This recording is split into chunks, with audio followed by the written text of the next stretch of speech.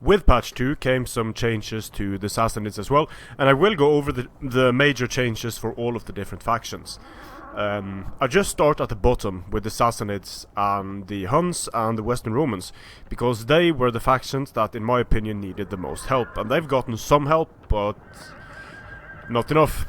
The Sparbed got an increase in melee damage, so now it has 14 AP and 15 melee attack, which is a nice increase for it.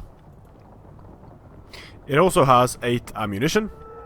So there has been an increase in precursor ammunition for quite a few units, and I forgot to mention it for the Huns, but there has been an increase. Now, unfortunately, no Parthian shot for these guys. For the spears, the Immortals and the Elite Immortals, they have now the heavy spear that does 30 bonus damage to cavalry. For the Sogdian Warriors, they now have, their stats have been flipped, so that instead of having 20 base and 5 AP, they have 20 AP and 5 base. Still not a great unit. For the archers, the Royal Persian archers are at 850.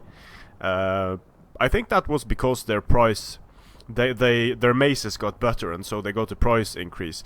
But that didn't really happen to the Sogdian, so a bit strange. But Royal Persians have some, after they have fired their missiles, they have some melee capabilities. But unfortunately, they don't have elite missile damage, and they don't have elite range. So for the, let's see here. Yeah, the Persian Mounted Warriors. The reason why I wanted to talk a bit about the Persian Mounted Warriors and the shock cavalry of the Sassanids in general is because while the Huns and the Sassanids both are weak factions, the Sassanids have a significant advantage in that they have more health and armor on their Persian... Oh, this is patch 1, by the way. More health and armor on their very cheap Persian Mounted Warriors, and also more health and armor on all of their cataphracts. So they have more time to get infantry into the cavalry fights and to finish those off, while the Huns essentially have no time. They die too quickly. For these units here, the Persian Camel Raiders, they now have a 5 bonus against infantry. The Kurdish Javelin Men also have a 5 bonus. The Camel Clibinari has a 5 bonus, and the Sogdian Camel Raiders also get the 5 bonus due to having access, but it's not really enough, because I mean, you don't, it's super overkill to bring these camels to destroy infantry when you can do it much more effectively just by charging them twice with a Savaran cataphract. The Persian mounted bowmen are now cheaper, presumably because they lack Parthian shot, which is pretty terrible for them. Now, the Savarans, in campaign, Savarans have Parthian shots, I believe. I don't know if that has been changed or looked at, but if they had Parthian shot for multiplayer, these would be super powerful units, but now that they don't, they are not. And elephants have gotten a bonus increase against cavalry, so now the elephants can actually kill cavalry, and cavalry won't just kill the elephants easily. The knife throwers have the same maces now, so 5 base, 20 AP.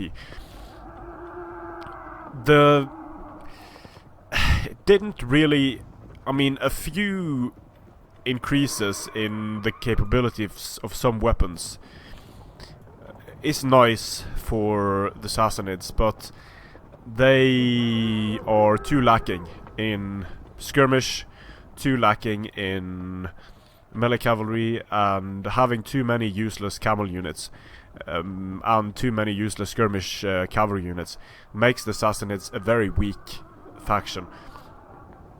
And it's too bad, really, because I think with a few adjustments they could go from being very weak to being very strong.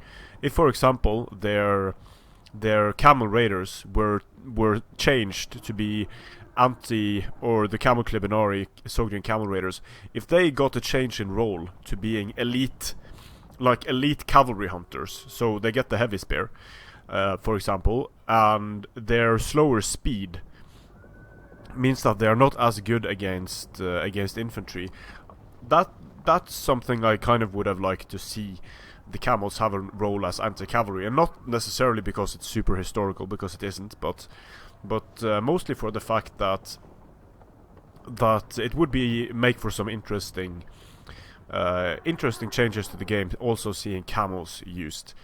For their shock cavalry now, their shock cavalry is exceedingly powerful, but of course the problem with shock cavalry is that it can't really stay in extended melee, and there have been some increases to morale as well for the Gripen War, 45, now the same as Pushtigban, 36 for the Savaran.